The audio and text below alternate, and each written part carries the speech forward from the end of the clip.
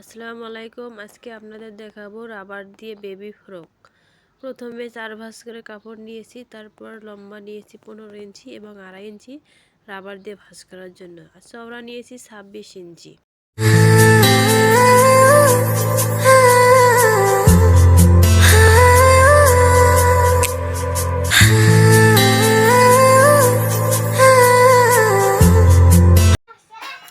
তারপর 2.5 ইঞ্চি কাপড় নিয়েছি, ভাঁজ করে 1 ইঞ্চি করব। এটা কাঁধের পট্টি দেওয়ার জন্য।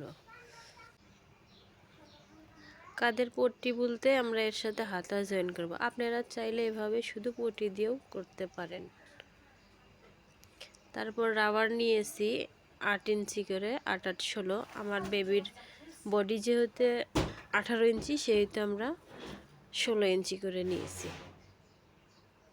তারপর আমি এভাবে একটা হাতা কাটিং করে নিয়েছি। আপনারা চাইলে হাতা না দিতেও পারেন, সেটা আপনাদের ইচ্ছা। তারপর আমি এভাবে সেলাই করে নিয়েছি পুরোটা।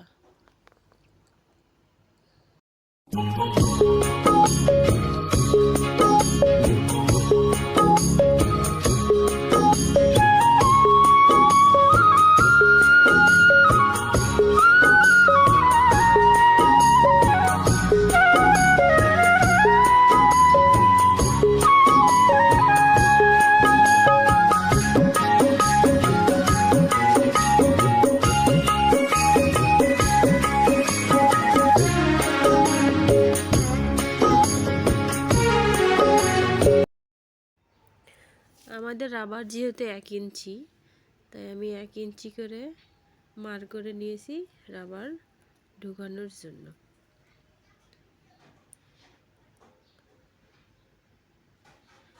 আর এই মার্ক বরাবর আমরা সেলাই করে নিব।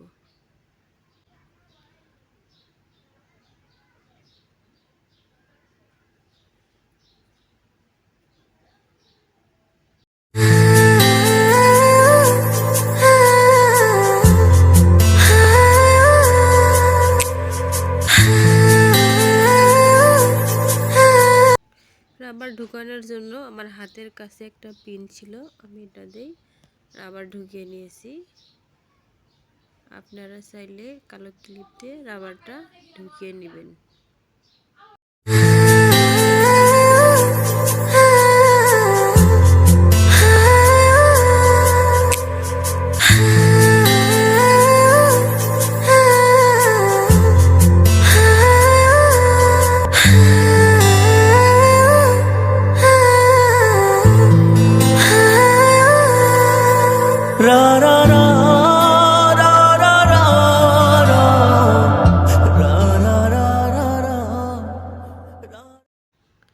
রাবারটা ঢুকিয়ে নেওয়ার পরে আমরা 2 মাথায় টাক দিয়ে নিলাম, যেহেতু রাবারটা যাতে ভেতরে না চলে যায়।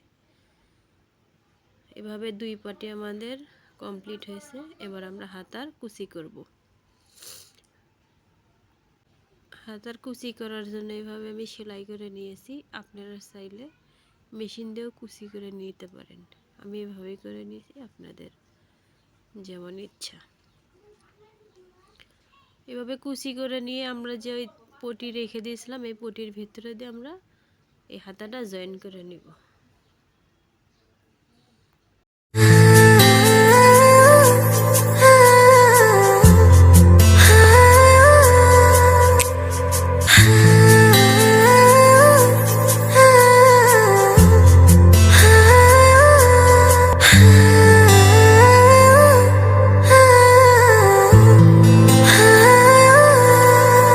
ra ra